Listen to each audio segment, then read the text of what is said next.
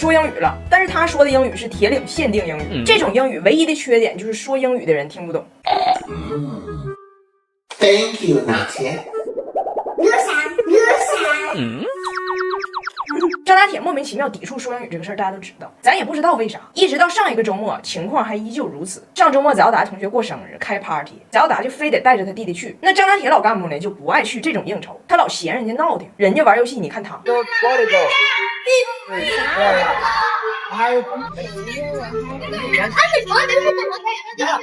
翟耀达玩得很开心，但是我看张大铁那个完全不融入啊，就让我想起了我爸我妈出国的样子。我就给他叫过来，我跟他好好唠唠。我说你咋的了，拿铁？张大铁说他们围着我转说话，哇，我迷糊。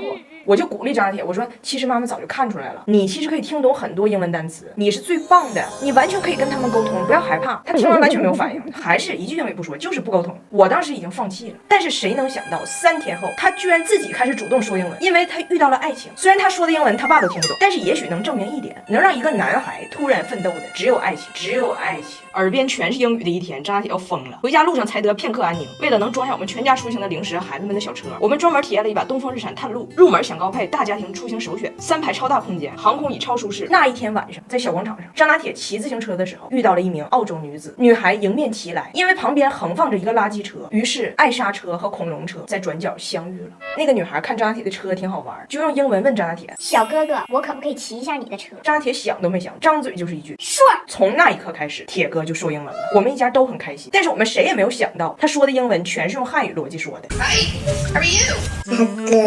Beautiful. Pardon me? 我都爬一次等哦，然后爬的。No pardon me? 你这人咋这么爬的呢？我奶有爬给我，有爬给我。张大铁第一次人生告白，现场还发生了一起事故。张大铁问他姐怎么用英语说我好帅，他姐和他爸一起教他。被爱情圣火点燃的张大铁，在家对着镜子练了6遍。I'm handsome.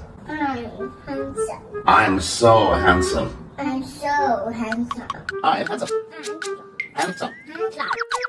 I'm so handsome. You're so handsome. You know. You know. I know what? You know here. 有。这个不是here，这是毛。下午终于在小区门口遇到了他的女孩，没想到这临时抱佛脚的英语终究是经不住考验。那个女孩骑车过去，张大铁背对着余晖，面朝着爱情，从车上站起来喊出来一句 I am so hamburger. So hamburger. 哎，结婚10年了，我终于带我的家人们来到了他们梦寐以求的圣地，他们心中的耶路撒冷，中国义乌。This is crazy. 没有想到这次在义乌，我们解开了一个家族恩怨的谜团。更没有想到温蒂在义乌损失惨重。温蒂跟我说想去义乌已经很多年了，落地义乌直奔小商品批发市场，买了25个拉布布，23个对眼。但是温蒂不在乎，他相信拉布布也是对事不对人。张大铁带着奶奶送的拉布布去幼儿园，回来孩子都多心了。早跟人家闹不用，你这可怎么感觉不愧是玲玲？不愧是玲玲。不光是拉布布，看啥玩意儿都兴奋。但是很快，温蒂遭遇了一个晴天霹雳，就是他在义乌发现了一个碗，这个碗很熟悉。当初温蒂第一次来中国，在加拿大走遍了各个商场，给我妈精心挑选了一个礼物。那个碗和这个碗长得几乎一模一样，甚至还没有这个大。温蒂当时在加拿大花了100刀背到了中国，而在义乌这个碗的故乡，他28批发进屋再谈。温蒂崩了，那一瞬间他明白了，我妈为啥第一次见温蒂收温蒂礼物的时候就不开心。温蒂和我妈多年的恩怨在这一瞬间都明了。温蒂还跟我说，我对不起你的母亲，如果当初她第一次来加拿大见我，送我的见面礼4刀了，我不会做到你母亲那么体面，我会骂她的。说实话，我说我妈也骂了，说实话，我就是没给你翻译，观众都知道。生面佛面孩子面，我就不给你弄。My mother really likes it, really likes it. 但是温蒂就是温蒂，愧疚的情绪在心中存在了10分钟，马上就琢磨别的了。他说这个碗在义乌28块钱这个事儿，天知地知你知我知，加拿大人可不知。我多买点碗回去我也卖，就在我上当的礼品店旁边，他卖100我卖80，什么叫贸易战？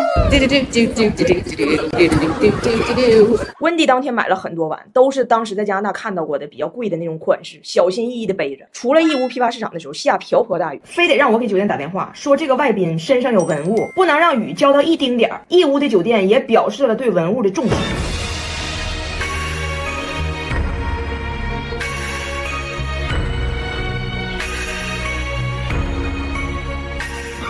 没有想到事情的走向，他不在意料之内。除了碗呢，他还买了好几个小灯，但这种灯对眼不好，咱家都是用的公牛大陆灯，采用紫光芯片，削减有害蓝光，补充营养紫光，还有红光模式，护眼又养眼。孩子学习我都开它，不揉眼更舒适。没想到啊，人家温迪这次没翻车，马上就准备带着这些碗就回加拿大了。结果发现了一个惊天秘密，碗都保住了，钱包丢了。现在想想，应该是那个雨夜，光想着保护文物了，钱好像是落那车上了。现在问题来了，明天我们就要去铁岭看我妈了。本来温迪想好了，关于碗这个事件，他得好好弥补一下，要买个贵的礼物跟我妈正式和解。现在的情况呢，是时隔多年，温迪再见我妈，1分钱没有，能送给我母亲的还是碗。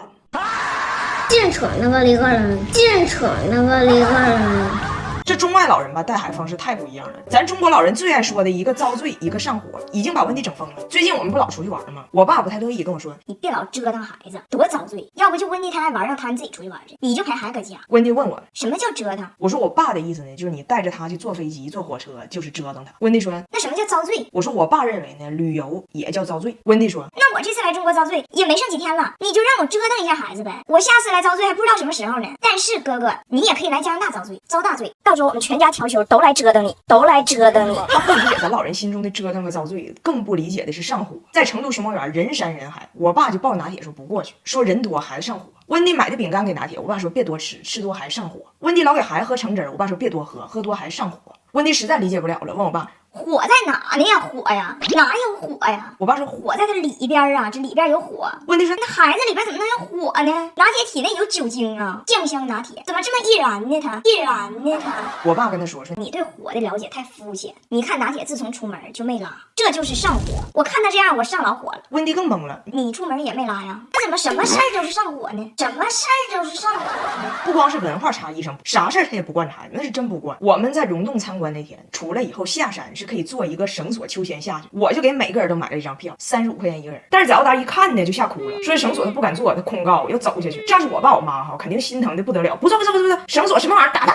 温迪刚开始也安慰早达一番，后来发现无效，早达泪眼汪汪的看着奶奶说：“那么奶奶，你能陪我走下去吗？”他奶说：“哦，亲爱的，我爱你，但请不要做梦。你不想玩，我也想玩呢，你不要道德绑架我。这么着吧，你呢走下去，奶奶滑下去，到时候咱们呢在山脚下汇合。你一见到奶奶呢，你把你票给我，奶奶呀再走上去，把你的票给划了，把你的票给划了。”奶奶和孙子孙女吃冰激凌，永远石头剪刀布，谁赢了谁先选口味。早达要是选完了一尝发现不喜欢，想跟他奶换，那绝对不好使。刷牙也是，我爸那是连哄带骗，甚至亲自上手代刷，但温迪全凭自觉。幸亏我给早达买了新一代欧乐 B 圆头防蛀刷的艾莎公主版，小圆头360度包裹清洁，贼精准。全新升级的内圈 S 型刷丝，洁牙加护牙，智能 APP 让刷牙自觉起来。给温迪一个大人版的磁波旋动技术，搭配独特圆头，不找力度都能刷干净。但是他平时不惯着孩子吧也就罢了，最近他不是惹大祸了吗？把他孙子最重要的户口本扔丢了，人家张拿铁不搭理他了。昨天我的小姑子为了安抚他生病的嫂子，从宠物店借回来一只小柯基，拿铁就贼喜欢，早达就跟他奶说：“我觉得你应该补偿一下我的弟弟，把这条狗送给他。”温迪说：“不是，这老板要价太贵，而且非常不合理。说这个狗是纯正的外国血统，所以贵。但是我怀疑它就是个串儿。关键现在也没有任何的身份证明可以证明它到底是哪里的狗。”早达说：“你说的这不就是我的弟弟张拿铁吗？张拿铁吗？”早达说：“以后这狗就叫户口。”这还是北京的户口呢。不要田野的，田野的。